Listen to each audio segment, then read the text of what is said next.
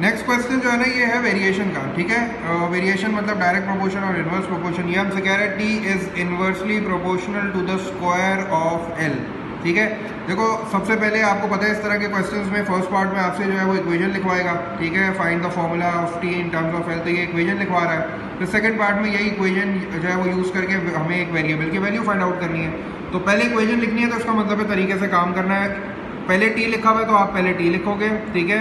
उसमें बोला है T is inversely proportional. Inversely का मतलब होता है पहले आप ये प्रोपोर्शनल का साइन लगाओगे, इसके बाद इनवर्सली अगर होगा तो जो भी चीज़ आगे होगी वो डिनोमिनेटर में होगी, ठीक है, न्यूमरेटर में बना आता है। तो ये कह रहा है T is inversely proportional to the square of L. Square of L का मतलब होता है एल स्क्वायर, तो ये हो जाएगा 1/L स्क्वायर, ठीक है।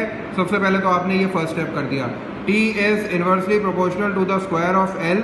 उसके बाद आप क्या करोगे, इस प्रोपोर्शनल के साइन को हटाओगे, इक्वल्स टू लगाओगे और k से मल्टीप्लाई कर दोगे इस तरह। तो आपके पास ये जो इक्वेशन बन गई t is equal to k/L square, ये आपकी फाइनल इक्वेशन नहीं है, यहाँ हमें k की वैल्यू निकालनी पड़ेगी।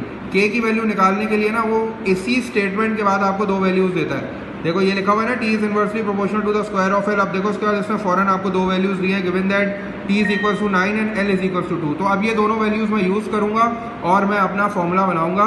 टी की वैल्यू है 9, एल की वैल्यू है 2। तो टी की जगह पे मैंने पुट कर दिया 9, यहाँ टी लिखा हुआ है, ये 9 आ गया।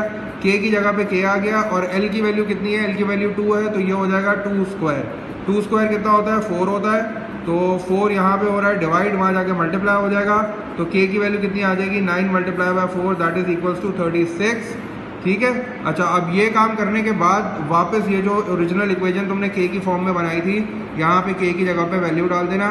k 36 है तो t is equals to 36/L square, और यही तुम्हारा जो है फाइनल फॉर्मूला आ रहा है 36/L स्क्वायर। अगर आपने ये फॉर्मूला यहाँ नहीं लिखा, आपने k की जगह पे वैल्यू डाली तो वो मार्क्स काटेगा।